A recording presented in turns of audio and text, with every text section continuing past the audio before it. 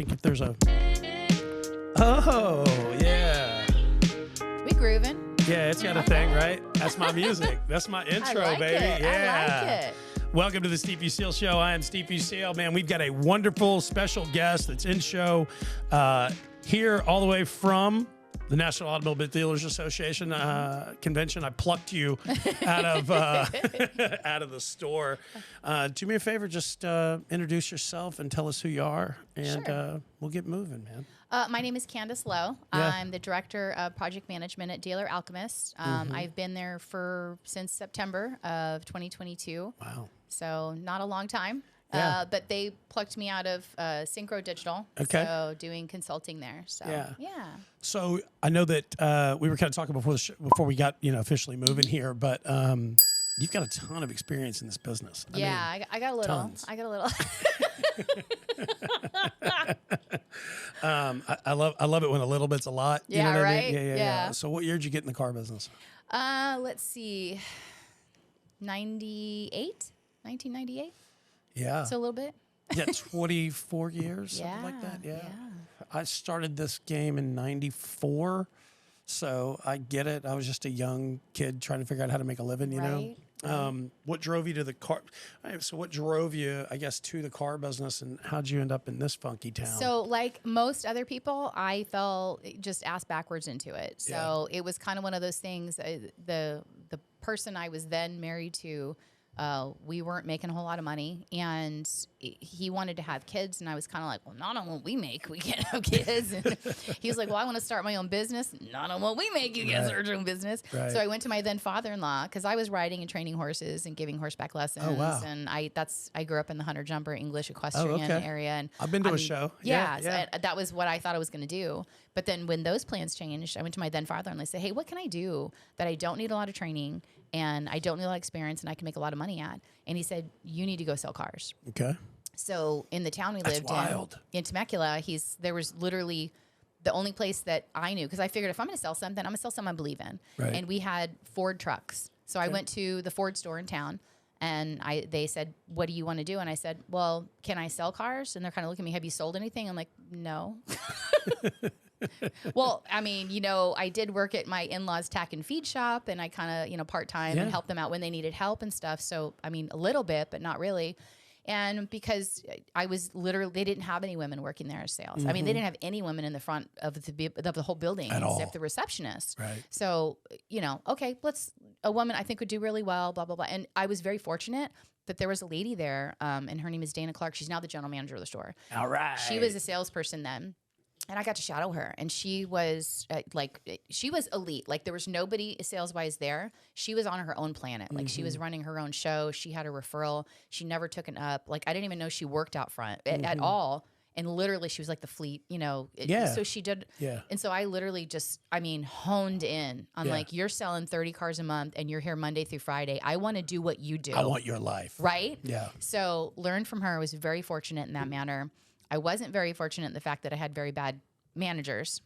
So we talk about that. We talk about that a lot on this show, right? It was Dan very and I made a bad. lot of points about it. About that the other day. It was very disappointing. And so, 2 months into it, they're like, well, you're not selling enough. I'm like, let's still do 2 months that I literally never sold anything. Right. I mean, come on, help me out.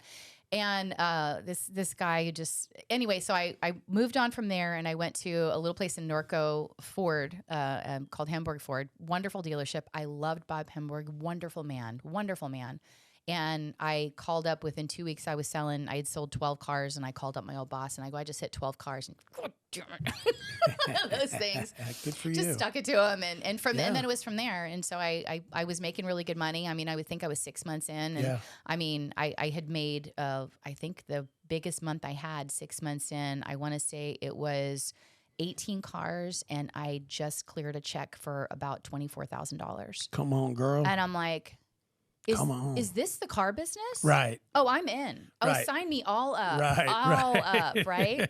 What kind of goodies y'all got? Right? Yeah, I'm buying. Yeah. So, and I went to other dealerships because he kept running into bad managers. That really was what made me switch. Is I kept running into bad managers. Yeah, for sure. Well, this guy said because you wouldn't sleep with him that you're now fired, and I'm like, wait, what? Are you kidding right now? I mean, that's how bad it got. And I had another guy who said, we made top sales team. So I'm taking everybody for drinks and then told everybody we're not going for drinks. So when I showed up, it was just him and I. And I'm like, come on, bro, man. come on. And I had to leave there. I mean, it just got. So I would go out of the car business. Like, I can't do this. Like, the money's great, but I mean, I just can't do this. Getting, hit on. And I don't get me wrong. I don't feel like I'm special for it. Like, if they walked a broomstick through with boobs on it, they probably hit on it. Right. So, but I just got sick of it. So I would get out and I get in and I get out. But it's, like, what is that? Godfather 3. I tried to get out. They keep pulling me back in. That's what I felt like. Right. So then over the years, and then, people were figuring out what I could do over the years. Sure. And so as, I would have friends call me, so when do you get back in the car business? Right. I know you're doing mortgages. You're not going to do that for long. Come back and work for me. Okay. So every time I would get, pissed off with where I was at, like, man, all this work and I made way more money in the car business. Mm-hmm. All right, I'll come work for you, whatever. Right. And that's how it would go. I would go, back and forth in and out. And then the last dealership I actually worked marketing for, I was a GM I'd worked for previously, and he was up in Duarte, which is by Monrovia and Pasadena in California. Okay. And he was the GM, and he's like, I need you to come here and put this dealership on the map. It's gone. Nobody even knows it's open. So I had a contract with him for 12 months. And 12 months, I put you on the map. So they went from 36 vehicle sales, and all I did was marketing. 36 vehicle sales to hitting their goals finally, which was over 100, 125, 136, 150. When you say hitting their goals, are those like goals set by the franchise or something? Franchise. Personally? Okay. Yeah, they're hitting by the franchise. franchise. So they were underperforming on every level, yeah. When I came there, they were selling 36 cars a month. When I left there, they were over 100, 125, 136, 147. That's what their numbers were. Yeah, congratulations. But the person I met there, which was integral to me moving into the corporate side, he, hey, if you ever, I can't poach you because you're at an OEM that we work with, but whenever you leave. So literally as soon as my contract was up, I'm like, so what's up? Hi. Right? Yeah. And then you start, the consulting stuff, which was, that was I love doing that. I love teaching. I love training. I love making that dealership better, making those people better, and pushing people onto their career. Like, I saw a couple of people here that, Candice is the one who trained me. Yeah. Candice is the reason I know how to do these PowerPoints. Candice is the reason I know how to do, it was just such a great feeling. Yeah. So it's such a great feeling. Yeah. And then having the people come by and tell, my CEO, Candice is the shit. That's awesome. She's a rock star. It's just such a great feeling. No, it changes the way you look at the business and the way you look at yourself and how you view yourself. And that's, whenever I got plucked out of retail and had an opportunity to work with Dillingham and, Mark Queen and Whitmire and all those guys over there, personally, I wasn't ready. I was going through a bunch of stuff, and I wasn't the best employee that ever existed. But I was a good employee. I wasn't in a good place in my life. He saw your potential, though. Yeah, and it changed the way that I saw myself also as an idea, and then it changed the way I looked at the business, which was wonderful for me because we were talking about this with Trent Cannon the other day when he was on the show. Ford Direct guy, Ford trainer.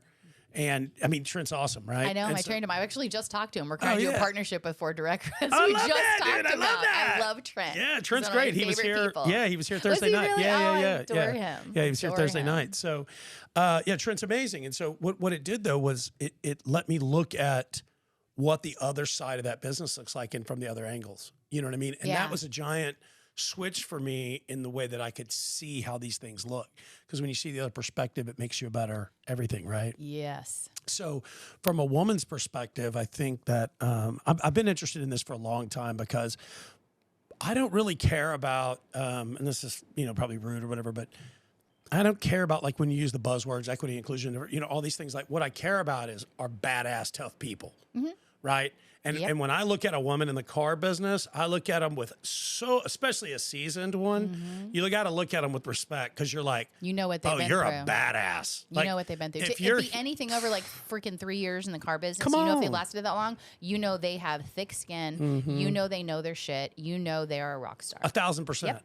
And so, I found a little dealership, and I'll give them a shout out next show. But I was in a group on Facebook, and we were looking around, and I had put a question out about women. I was like, basically, I was looking for you, right? Like, hey, do we know any tough, badass women that that are in this thing right now that might want to talk about their experience? And this girl's like, hey, like this little young girl, hey, we have there's 5 of us that own and run this store, and I was like, tell me more. Right? I want to know more. We're working on it. We're working on it. It's coming soon to a podcast near you. But yeah, so I mean, I love that experience. I mean, obviously there's problems with, you know, the way these men and the way that people had treated you through, and probably women in the offices and all.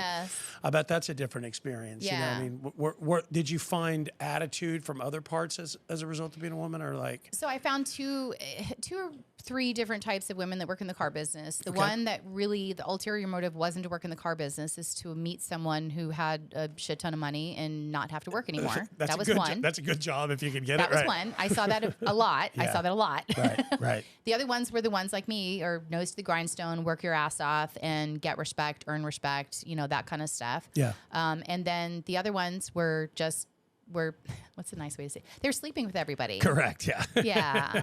And so it doesn't do really good when you have a bunch of alpha males who slept with the same woman working the same dealership. Right. It doesn't bode well. Right. So those are the three types of women I found. So Right. I tried to gravitate away from, where's my rock star? Right. Where's my rock star women here? Right. So yeah, Right. that's it just, but you could identify them pretty quickly, you Oh, know, for sure. and Right. kind of, and that's what I usually gravitated towards. I try to find other rock stars. Yeah. How many guys did you sleep on the sales team? Okay, so I'm going to be over here. 100%. You do your thing, no judgment. Right. Do you, boo? You do you. I'm going to be over here doing me.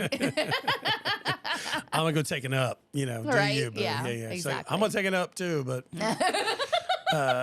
Right?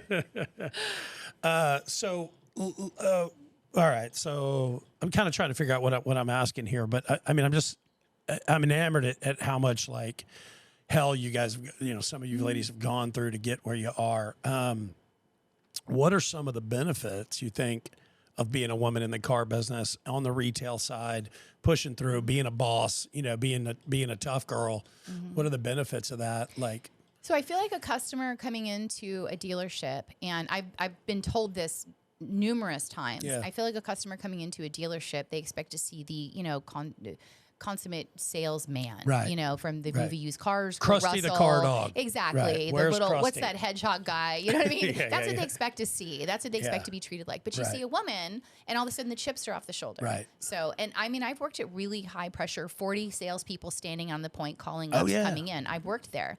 And I've also had people go past the sea of salespeople, because usually it was like the gentleman's agreement. You waited until you called it, and then you kind of rotated, you know, kind of up. Right. So if I came out into a point and I tried, they would weave through and be like, hey, can you help us? And I'm like, me? hell yeah, I can help you. Okay. And at the end of it, you're like, hey, you know, why did you Yeah. weed through? You had 12 salespeople you passed by, and they're like, we want to work with a woman. That's awesome. Probably half my sales at almost any dealership that I worked at, they're like, we just want to work with a woman. That's amazing. That was just their decision and choice. And that's fine. You know? Yeah, no, I think that's great. We had, you know, several women that came in and out of there. And the thing I always thought that was amazing was when they were tough and when they could stick it out and when they could get through the nonsense that listen, I mean, in all fairness, 100%. that all of us go through. You know what I mean? It's not just a hazing of women or a hazing of men. I mean, it's everyone. It's everybody, right? I mean, Yeah. the games people play, the game salespeople play with you when you're new, and the sending you out, and the fake phone calls, locking you in car. I mean, like, you know, all that kind trying of to throw stuff. you off the market. Yeah, I sat on a point with a guy who used to tell me all the time. He goes, "Why aren't you home, like cooking and cleaning for your man?" And I'm looking at him like, "What year are you in? Like, is it like 1952 on this side of the lot? Yeah. I'll go to the other side of the lot then. You go ahead and have a nice day, sir." It's 2007 over here, Right? Bob. Yeah. You know what the funny thing about that is? That same guy, I saw him at 3 other dealerships I worked at. And at the last dealership I saw him at, I was actually the director, the internet director and the BDC director. And he would come in. First time he came into the office and I didn't know he was there. He didn't know I was there. Came into the office like he usually does, like barges in and tries to boss the BDC person around. And he looked at me, his eyes rolled up. I go, "You can go ahead and leave and don't come in my office again." Right. Yeah. It's such a small world. You can't do that. Like those guys, I don't see them now. They don't They just exist. don't last. They don't exist. Yeah. You can't. With the Asbury's, the Sonics, you cannot. You can't do it. I mean, if you're at John Johnson Ford, and I always use Bogota, Wisconsin, which isn't a real place. I was going to say, is that a place? No, no, because I don't want to make a guess on a John Johnson. In, you watch, Wisconsin. Somebody's going to call you up from. What do you mean Bogota in a real place? This is John Johnson Jr. and I'm pissed. Yeah, I love it. I'm sorry, Mr. Johnson. I didn't mean to offend. I apologize. I'm sure your Isuzu store is very nice. I'm sorry. No commentary towards Isuzu stores. I wouldn't mind if you steal a Isuzu. You know what I mean? I certainly wouldn't mind. It's, a Isuzu and used cars, right? But if it's not that thing and that old sort of mentality, nobody's hanging on to that. No, I mean, you nobody. can't. That's you what I'm can saying. in this day you and age. Yeah, no, you can. Yeah. But the stuff that we saw back then, the stuff that the comments that got mean to me and the stuff I saw, is just kind of, you get to the point where like, oh my, grow up. Mm-hmm. That's pretty much was my attitude. No, that's a great way to say it. That's a perfect way to say it. Just grow up. Yeah. Right. That's how I kind of I had to treat it. Yeah. And I don't know if that's the way I was raised, because I was raised. I was before I had that job, I was literally working as a ranch manager for a 4,000 acre dude ranch. So I was handling cowboys. I was handling 36 head of horses, 250 cows, all this kind of stuff. We had bronc riders that we'd have come in and train horses for us. I was handling the barn guys. I was out there fixing fences, killing rattlesnakes, hunting down mountain lions. All this shit that you do. Yeah. So coming in there and you're going to say I have a nice ass and think I'm going to get affected by it, dude, grow up. Right. Grow up. Right. Grow up. Yeah, I agree. So when you were on the floor, let's get early car business days. So what were you selling as a salesperson? Obviously you struggled for what, 6 months, 7 months? That first 6 months, it was hard for sure. What changed? So following that person that I did, that was fantastic, the role model that I had at that one dealership. That was great. And I think the thing that really, once I learned from her, I'm like, what is it that you do that sets you apart? And she goes, know the product. Okay. So I literally, and this is when you had those big War and Peace novels for each little trim level of each freaking truck that Ford made, right? So we'd have 5 books that I couldn't see over on my desk. When the training manual weighed more than the car. Right? So this is me. What's the limited slip on this one? Right. What's the lug on that one? What's the wheel size on this one? What is this toe? What's the GVW over here? How much gas does it hold? I studied all of that. Awesome. And then, the training that Ford did initially, that Joe Verdi training that we all did. Oh, yeah. I was like getting all teary-eyed when he was here. I'm like, Joe Verdi, that brings back memories. That was my training. Right. So I was eyebrow deep in all that training, and I knew those trucks. Yep. So you have these ranchers and these cowboys, which, you're speaking my language, right? Ranchers, cowboys, and you're a rancher cowgirl yourself, so you're in your zone, you're in your element, right? So the first time they come in and they'd be like, "Oh, I need this to haul this much weight. I'm you hauling live weight or dead weight," and they'd be go, "Oh, you know what you're talking about, live weight, dead weight. Got it. Okay, so you need a limited slip with this. You don't need the crew cab. You're not hauling people. You got dogs. Okay, that seat folds over. You can put the dogs in the back. You need the gun rack up here. Okay, this is this. We were outfitting trucks for ranchers. Yeah. So what is this, 98, 2000?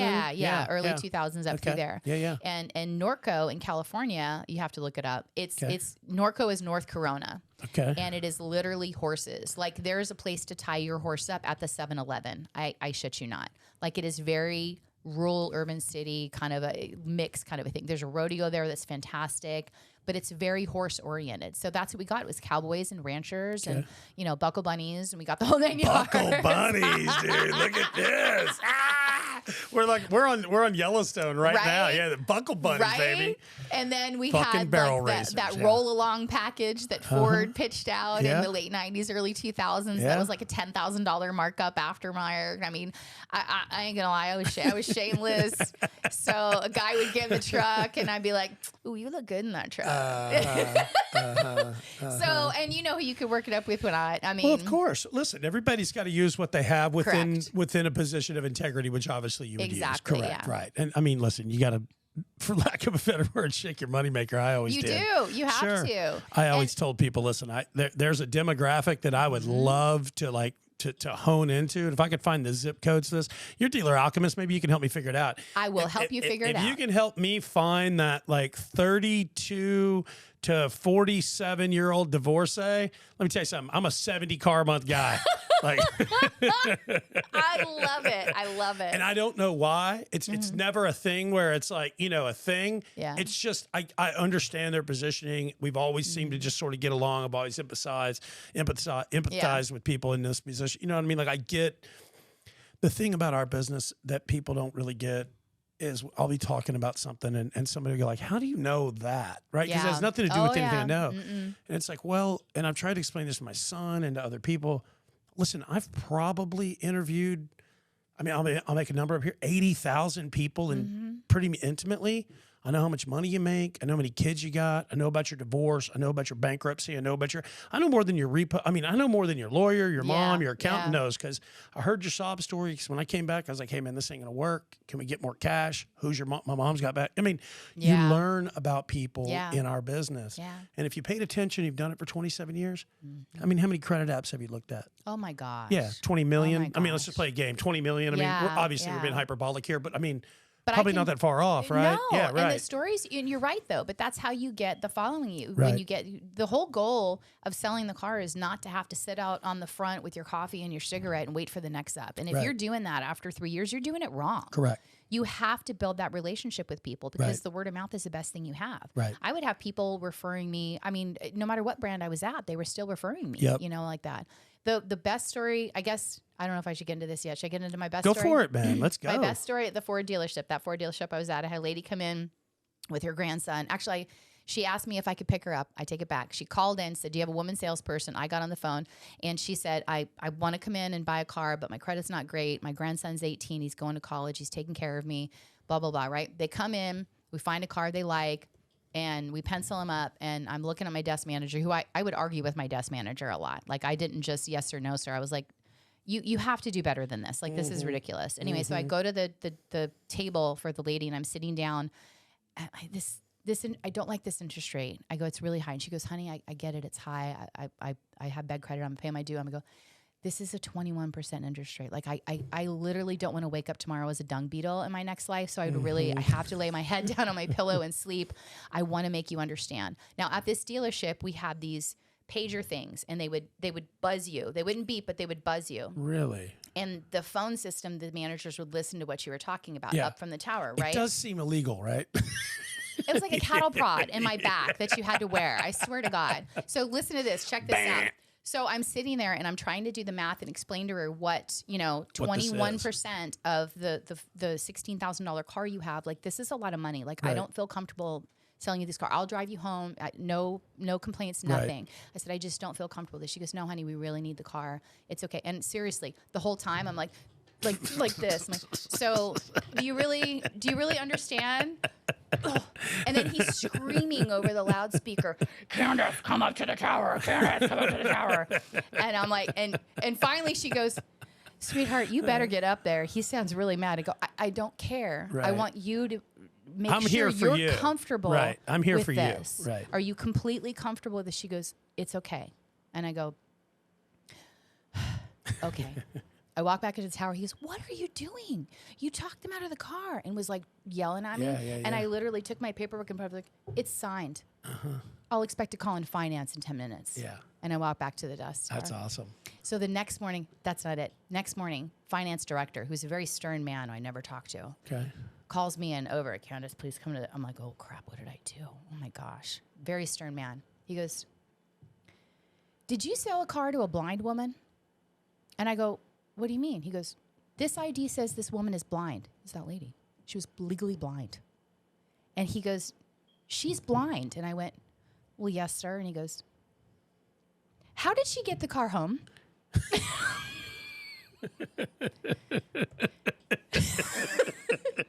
So from that point on, in the meetings, you all may be good, but you aren't selling a car to a blind woman good. That's right. Until you are selling a car to a blind woman, you are not on her level.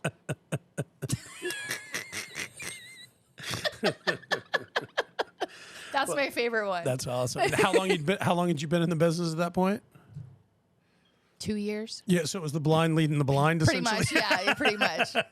That's very good, yeah. That's one way of looking at it. Hey, listen, I got to take a quick sponsor break. Let me go over to just a quick shout out to Identity IQ. Identity IQ, listen, number one in my heart, number one in our business for all three credit monitoring services, Equifax, TransUnion, Experian. Get them all to your phone. Get them monthly updated every single month to your phone with a soft pull, no inquiry on your credit report. Listen, if you're trying to buy a car, trying to buy a house, if you're trying to get a credit bump, if you're trying to figure out why you have bad credit, you can't get a credit card, right? You might want to hit up Identity IQ. Prices start at $9.99. They go up to $39,995. The link is in the description. All right, so that covers that. We can get back to the car business, right? Somebody's got to pay the bills around here, baby. Somebody has to pay this for this luxury. Listen, I'll tell you this. Identity IQ is a great company, though. I really will tell you this. When I reached out to them, I reached out to him in Vegas. I was at a credit convention. Listen, part of our business is credit, right? Yes, it part is. of our business. A big part. 100%. And this got all started because there was, just tons of interest in trying to figure out how I could help people with bad credit do better so that we could sell them more cars early in my career, right? I learned early on. My mom was a home builder, and she had a guy named Wayne. I mean, it's funny that I'm talking about Wayne twice today. I was telling this guy, I was telling a story about him to a dealer that I met. I was asking guys about what they drove and, what their first car was throughout an ADA, just trying to get some fun stories. And I had some great stories, some interesting stuff, a lot of car accidents, as it turns out. Yeah. So, hey, maybe shout out to Allstate Insurance. No, I'm just kidding. But what was funny is that, anyways, I got early on Wayne, sold for my mom's home building company, and my mom was a partner. She didn't own the king, and she was like, "Look, this guy's not a great salesperson." She's like, "He doesn't have any pizzazz. He doesn't have a bunch of flavor. He doesn't have a bunch of funk, right? Like I'm the flavor guy. Yeah. I'm the loudest guy in the dealership. You're Everybody, the sriracha. yeah, I'll take that." I'll take that, yeah, for sure. I'll take that for sure. So I've been labeled obnoxious occasionally, but never bothered me. We're going to say sriracha from now on. It's not obnoxious, it's sriracha. Burns a little, but it lasts. I'm a strong flavor, we'll just say. Yeah, that's what my buddy Steve says. He said, "Steve, you're a strong flavor." I said, "Yeah, that's good." But Wayne always he sold houses consistently because he worked with people that had issues, but he worked with them for the long haul.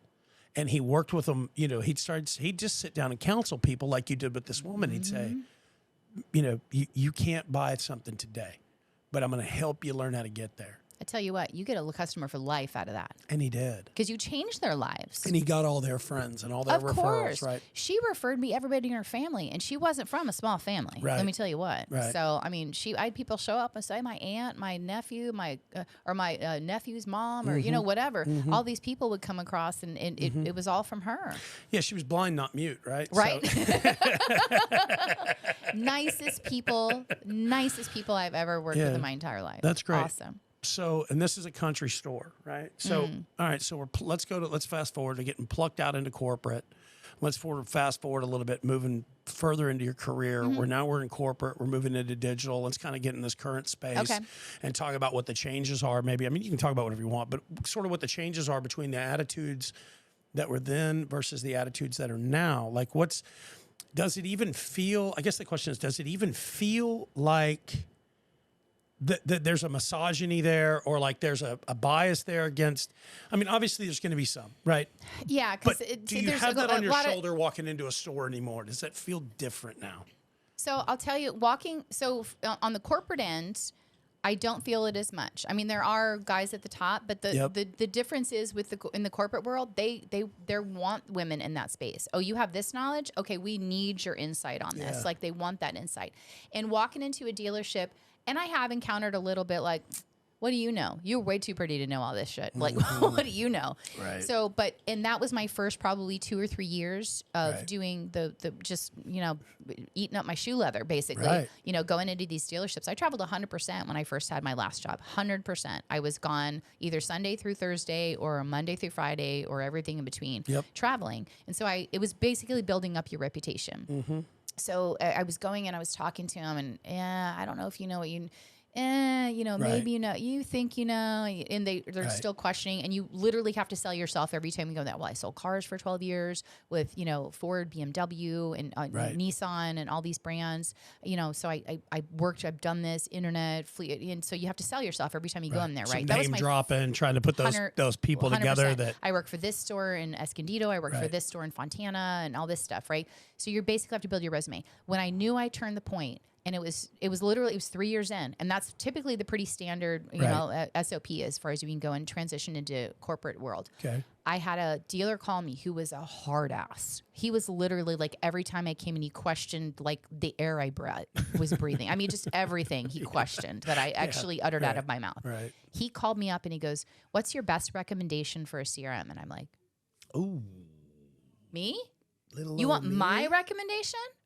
Let's talk. Let's go. Mm-hmm. What are the benefits of this one? What is the con? What are the pro? We went through the whole thing." Mm-hmm. I hung up the phone and I'm like, I think that's the corner that everybody was telling me that I was going to turn. Right. And that's when it changed my mindset. Like, I have to tell you that, like, I was so in that 3 years of just hustle, and then hustle some more. And then I turned that corner in that 3 years. Like, and it's funny when you change your mindset, like that confidence level that it builds up in you, and then you are the industry. Yeah. So now I'm training people on the team. Now I'm mentoring people. Now I'm doing, video series of my own. Now I'm, all this turner corning that you're making, and I'm just going. And the problem was that I just wasn't with the right company. The company just, because you have to play that bureaucratic game, and I don't play it. I just don't. It's just not in you. Nope. I don't want to be broad here, but it feels like the guys and the girls and the people of the car business that are superstars, they're autonomous people. Yep. You know what I mean? 100%. There are those corporate folks, but those are corporate folks. Yes. I don't think they were ever stars in their store. Now, absolutely not. There are some, obviously, there's always outliers. We're taking 80%, not 20%. Right, 100%. 80%, 20%, 100%. That's how you say that. I give you 20% to 20% to 20% to 5% off the price of this car if you buy right now. Let's go. You're like doing the math. Like, sir, that's like $14 that's like off. California public school math. Stop now. Stop. I learned a long time ago, if you just talk fast enough and serious enough, people will just buy into what you're saying. 20% to 20% to 6%. Like that's $3, sir. That's what I'm willing to discount this car. No, but I don't think those superstars were there because we're autonomous, free-thinking, creative people. You touched on it earlier. Yes. You touched on it earlier. When I was early in my career, and this is about you, not me, but when I was early in my career, I was, did many, many, many things. About 3 or 4 years in, I found a home, right? And I was at that home for 9 years, and I was surrounded by pros. And I mean guys that were pros. You know what I mean? That makes you step up your game. 100% it does. No matter how pro you are, it makes you step up your game. And so these guys, but what was great about these guys, shout out to Alfred Flores for being the leader that you are. I mean, this dude, you could bring him an idea because what my strengths would always were, and you probably have these too, is that I was a creative problem solver. Mm-hmm. I mean, that's really what we are as car people, right? We're mediators. I was all about the solution, man. Yeah. I mean, we're mediators between what? The dealership's ideas and the customer's ideas. And as a floor person, you've got to figure that out. And that goes all the way up the chain, right? Yep. So like we would do creative things like, I would say like, hey, you've got $20,000 in an interest, or $10,000 in credit card debt you're trying to pay off, and that's why you got to be at $650 a month. What if I paid that credit card debt off for you?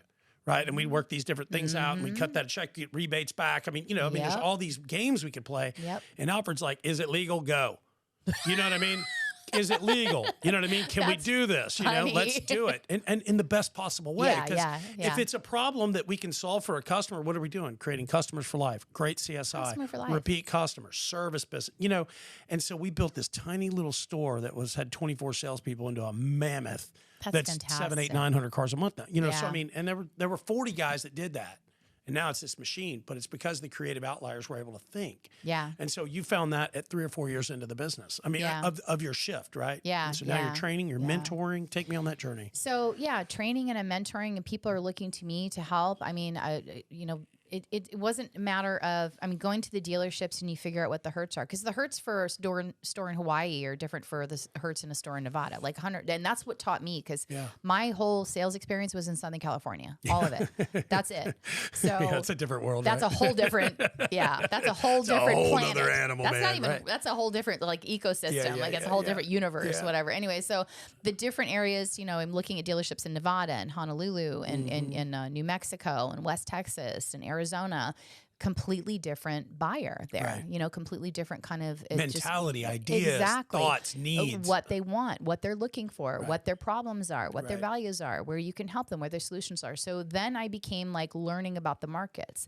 Like I took over the Hawaii market for consulting. I knew nothing about Hawaii, nothing other than it was a gorgeous, wonderful, beautiful place. So I went and researched who was the first auto manufacturer to get to Hawaii. It was Toyota. I was going to say maybe, it was Toyota. Yeah. And not only are they the first manufacturer there, they bought the docks there. So Toyota's dropping their cars off in Honolulu and then going to Long Beach, where every other manufacturer has to go to Long Beach and then ship them back to Honolulu.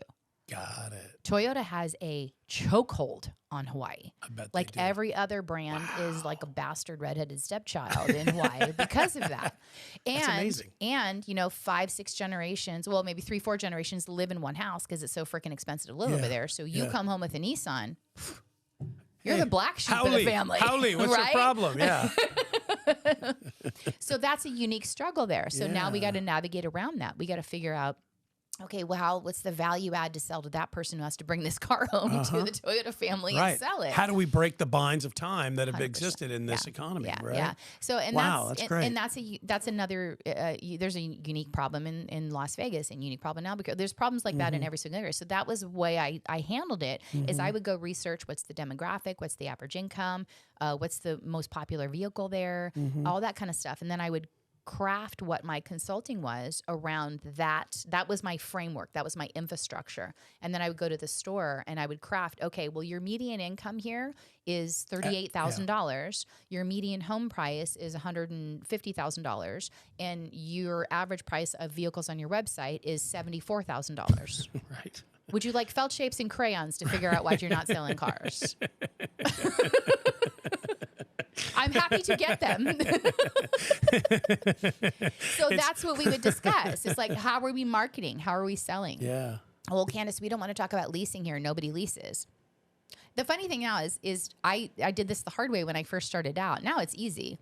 Google how many leases are in Albuquerque right now, Right. So that's what I would do. Like Google my Google search history is just broad as hell. So you look up those things and you're like, that's funny because there's, a lease penetration for Honda here and Toyota here. Well, the leases suck for our OEM. Okay, so how do we craft them to be better? How do we craft the finance contract to make sense to your customers? Right.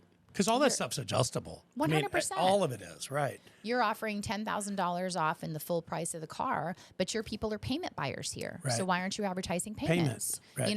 Your guys are ranchers here, so why aren't you offering leases so they can write that off? Your guys are business owners here, so why aren't you offering leases so they can write that off? Why aren't you offering zero? You know what I mean? Just crafting that unique consulting to that unique store. Yep. You have to do it that way. You No, can't. that's brilliant. It's not one size fits all with consulting whatsoever. No, 100%. So, and that's where and that's what I would train at. The people that I did train, I would tell them is just you have to figure out what their market is, and you can't pick up and move the store. So do you think, and I don't mean to interrupt you because you're on No, a go roll ahead. here, but I love what you're saying, and I think it's very insightful, and I think it's insightful for everybody listening. And part of what I'm really trying to bring with this podcast is people being able to hear high-level conversations on no matter what level they're in the car business. Because as I advanced up in my career, and I'm sure the same for you, I started seeing these different angles and layers of what's important as a dealership, as a business. You start looking at it differently, and you start to understand what's important in some of these markets and ideas. But as a salesperson, you're just trying to eat. Yeah. Right. And pay my rent. Pay my rent. How do I figure this out? How do I be the best salesperson? And you do need to do that. But if there's 100 guys, there's 10 guys that want a career. And we're trying to reach those 10 guys because I want to be the old man that's still talking to them in 20 years. Yeah. While these guys are getting into their careers and getting into their primes where sort of we are now. Yeah. Right. Yeah. And so, these conversations and things are bringing are really valuable. I appreciate it. Yeah, absolutely. Yeah, keep going where you were. I didn't mean to interrupt, but we were talking about the unique consulting concepts and crafting those ideas. And if you go in there and you're just you're looking at their CRM and you're saying, oh well, your close rate sucks. Okay, so work on that. If that's your idea of consulting, like you're in the wrong field. I mean, just straight up.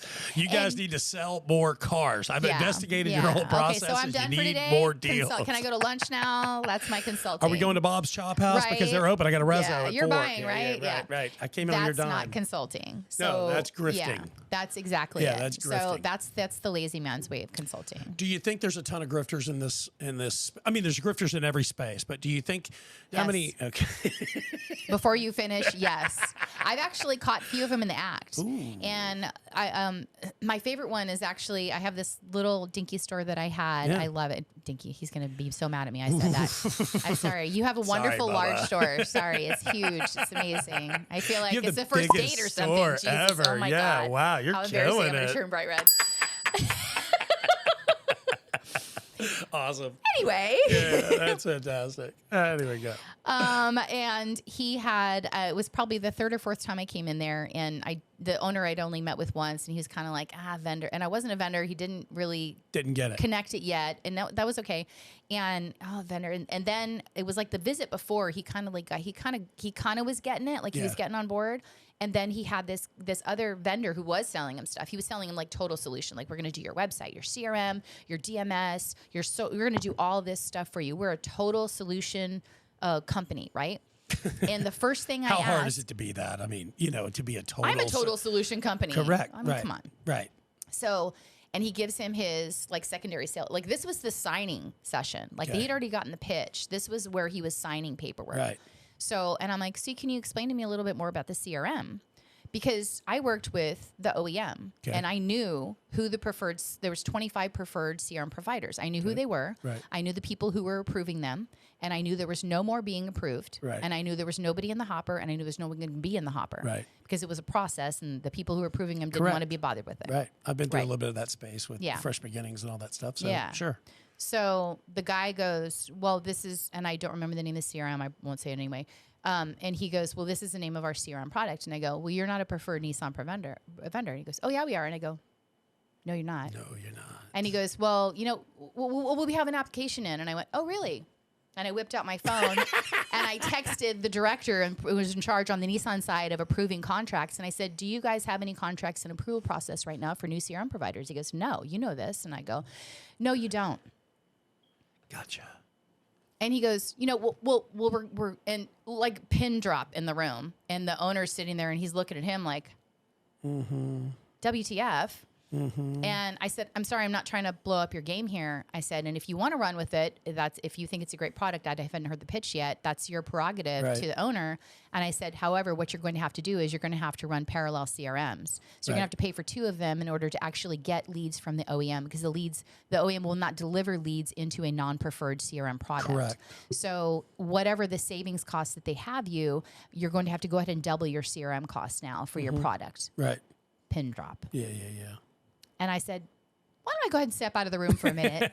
You guys can chat. You guys talk. He didn't sign that deal. Yeah, no. He didn't sign that deal. That's and he is now my biggest fan. I love that. And I'm his biggest fan too. I love and adore him. Yeah. He does not talk to any vendors. He talks to me. Okay.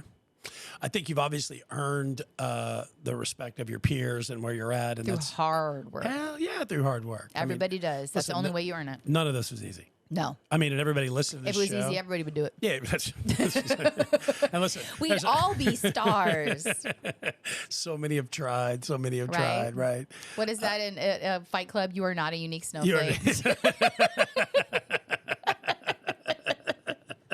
I'll pop out the movie quotes if you want them. I love that. That's 2.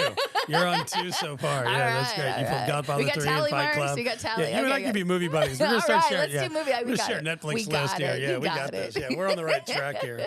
No, that's awesome. I think so. Moving into a current space here, you're with Dealer Alchemist, and let's run through. I mean, it's 3rd day of NADA. I think I talked to you, Sean, Dan, all these guys about what y'all are doing, and a lot of vendors. The coolest thing about being somebody not shopping for a product was that I just got to hear all these pitches, and I got to watch watch these pitchmen work and these guys do their thing and these hustle, baby, hustle. That's what the name of this show should have been. It's hustle. Yeah. I think it's burning gas, actually. Burning gas and busting bugs. There maybe. you go. There you go. So, but I watch all these guys hustle, and I watch all these guys try to run these products, and I looked at a lot of them. And look, I use products every day, right, in the independent space that we are. And I see a lot of vendors come through from a person on the other side of it. And I've been on both, as have you have, but I've been on both sides of it at different times and come back to retail. So now I watch these vendors walk in the door, and look, I know how hard it is. You know, I know how hard it is to go knock on the neighbor's door and say, hey, I'm doing some stuff next door. I mean, you know, whatever that game is, and be like, can I talk to you? Who do I talk to? What do I do? And try to move through. And people, God bless them. It's retail, baby. This is, we don't care about what you're doing. You know, we'll care about you when the dealer forces it down our throat and we fight you for 3 months and we try to throw you out of our store and we try to keep you from bringing in your new stupid idea that's going to make me do extra work that may or may not sell me cars, but I know it's a problem for me today. Right? The car business is a what? Today business. Absolutely. Right. And so I watched all these guys do it, and I know firsthand because I've used y'all's product. And so I'd love for you to take some time to really just showcase what Dealer Alchemist is, what they do, maybe what your role is there, you know, and how it's beneficial to the people that are listening, right? Let's just do a little Dealer Alchemist time here. So we do the paid digital space marketing. So we'll do search, we'll do social, we'll do OTT. That's included with the VLAs, you know, and everything that encompasses in the paid space. So we do the technical SEO. I want to give you a backup. When we're doing acronyms, because I know there's a bunch of old crusties in here listening, right? And they don't know what OTT is. They don't know SEO. So just spell them out for us. Let's back it up. Back it up. You're looking for search engine marketing. When you're looking for over the top, that means with anything that serves up ads like Hulu, like Netflix, YouTube pre-roll, stuff like that. That's all that. Because the cord cutters, the people who are not doing, you know, the $150 a month through DirecTV anymore, the people who are actually paying for subscription services, things like that. Do you have the data on, like, I mean, what percentage of people are cord cutters at this point? Do you have any of that? I don't have it with me. The last time I looked up data, it's been probably 3 or 4 years, and it was something like 56% of people are now officially cord cutters. Yeah. Okay. So, and I just think it's from I myself, it was a cost perspective. When I did this myself, it was in 2016 when I cut the cord off my cable, and I went from $150 a month to $50 a month for DirecTV, thinking I was getting a kick-ass deal. Yep. But then that paid for, like, you know, Ron Popeil's pasta maker infomercial, and then the televangela's just Tammy Faye Baker coming in there telling me my soul is not safe. Hey, don't shit on Tammy Faye. She's got a space. God bless Tommy Faye. God bless Tommy Faye. Those people. Oh my God. $50 a month to pay for them to come in my home. Right. It was worthless. So I cut it. Invade your airspace. Yeah. I cut it. Yeah. For the same $50 a month that I pay now, I get Netflix, I get Hulu, I get Peacock, I get Apple TV, I get the programs I want. So that's why people are cutting the cord. Anyway, the vehicle listing ads or vehicle ads through Google, those are all things now that are generating the traffic that we need to generate. So, and then, you know, Facebook Marketplace, you do a carousel ad kind of a thing within that as well, within that ecosystem too. So we do all of those things for you. In addition, when you buy into our program, you get a project manager, and you think of them like your quarterback. Yep. So they're the person who are going to call you, you know, monthly, weekly, whatever the cadence you set up, and they're going to be like, hey, you know, the call to action items on your vehicle details page, they're not converting the way we think they should. We looked at the data on the CRM and the close rate based on what we're sending you, and it's just not converting the way we want it to. They're not clicking the buttons. They're not clicking the chat. They're not clicking the calls. They're not engaging with you. So let's change these up. So little things like that we do. Making sure it's mobile friendly, looking at the analytics. Hey, you know, we noticed there's a stop sell on the Titan. We should probably pause some spend on that. So we basically navigate that space for you. For those guys, that the old crusty guys that just don't know what all that crap is. You just tell me. And I got a guy, literally, he called me yesterday. He goes, I don't know what the hell this means, but I need some damn support behind it. You tell me what it means, Candice. You know what I mean? Stuff like that we do. And then we also have marketing agencies that we work with that know all of that, that are into all of that. And we basically just have our monthly meeting, and it's like, okay, we're going to pause spend on these. The dealer has a goal for Kias, Sorrentos, and Fortes, so we're going to focus some spend there. So we navigate that space for them. Yep. And we're like your offsite, you know, digital marketing manager or your marketing director. And the way it makes it different, the reason I'm here is because when I got pitched what they did, it was the most innovative. And let me tell you what, I've seen a lot of paid marketing presentations. Yep. No and doubt. I had the two biggest things I had gripes with the paid marketing companies is they would skim off the spend. So if you, Mr. Dealer, gave me $10,000, we have no fees. Yeah, you're not UNICEF marketing company. Shut the F up. We're a nonprofit. Yeah, right. whatever. Yeah. So that's the biggest thing that they propose. But then you realize that you gave them $10,000 and they spent $7,000 of it on your actual marketing Correct. stuff. So, and that was my biggest gripe with them. And my gripe too is that whatever they were doing was drop them on the freaking homepage. Yep.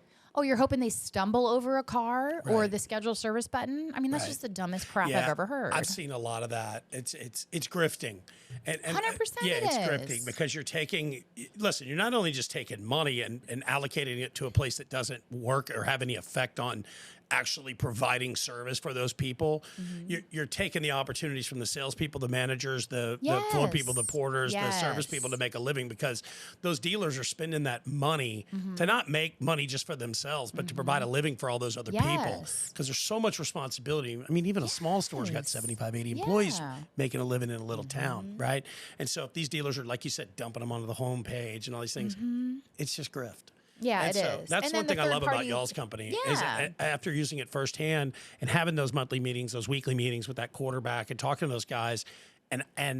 So I missed, I'll give it a little, I missed digital almost completely, just sort of where I fell in life and the way that our store in Houston just didn't take the computer age up front. And so sort of like where I fell into the business, it was like there was never really a hands-on into the marketing phase, right? And so even computers to me, like, I'm not the most effective with my files. I mean, I've built all this tech stuff. I've done all this stuff because I can learn it. I've learned it over the past couple of years.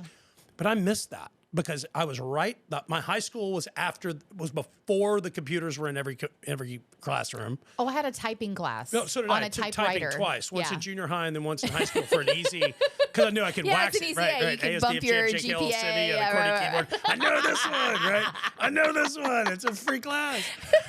But the thing was, I just sort of missed that age. Yeah. And so there were a lot of guys like me that just missed it, but understood it was important. Yes. And so it's super easy for a guy with a, lack of a better term, a shark skin suit and a silver tongue to go, this is what we're doing. Yeah. But they don't provide the data and they don't do it. But Dealer Alchemist always has. And We're very transparent with amazing. that. Yeah. We'll show you every nook and cranny. Single cent allocated for spend is spent on spend. It's all shown. It's all proven. Because we itemize out, here's our Correct. fee, and then here's your spend. And there's not a lot of, I don't even know who else is doing that. Like everybody else I've is never just seen skimming off the top of the spend. Sure, so right. the fact that here's our fees, and then all of your 100% of your $10,000 go directly to what we're spending on for you. And we're gonna push it where it's gonna maximize for you both. We had this test, I'll never forget this. This just happened.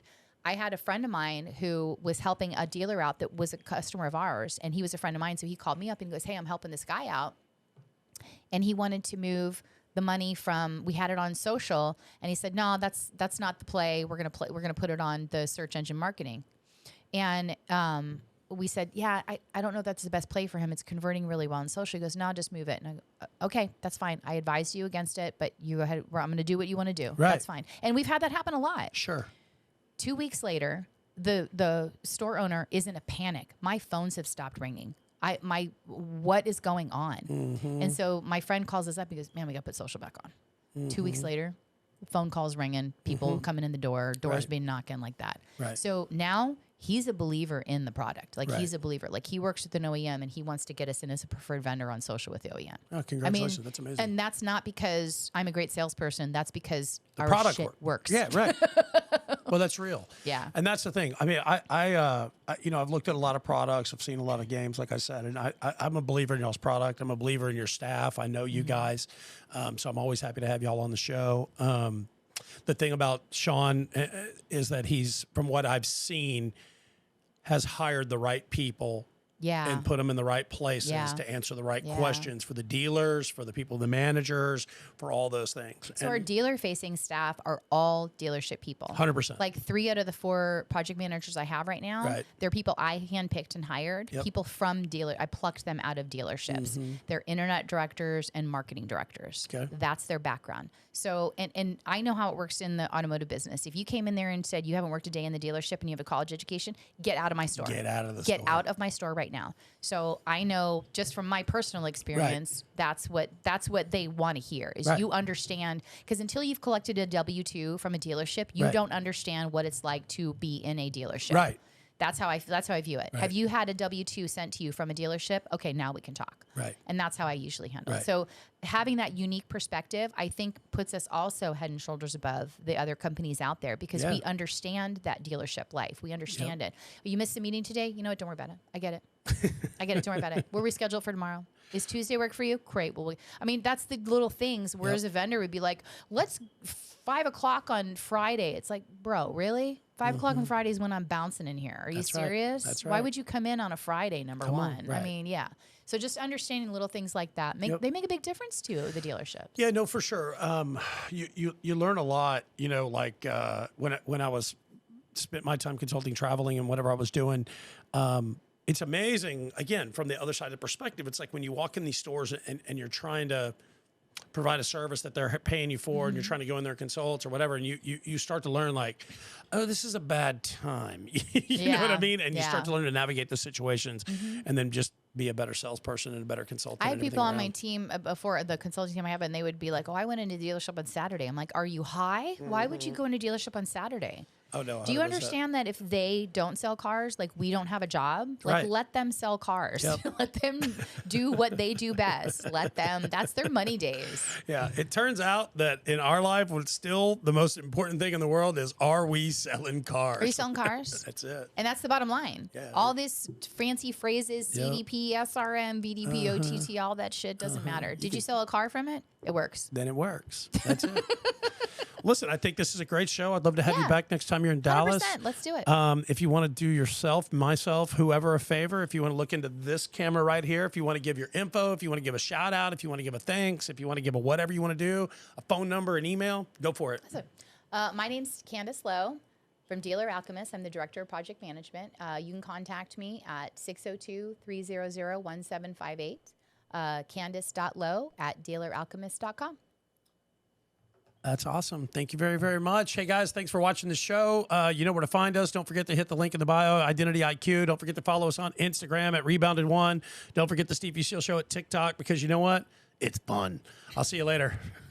Love it. Yeah, it's fun, right? Yeah.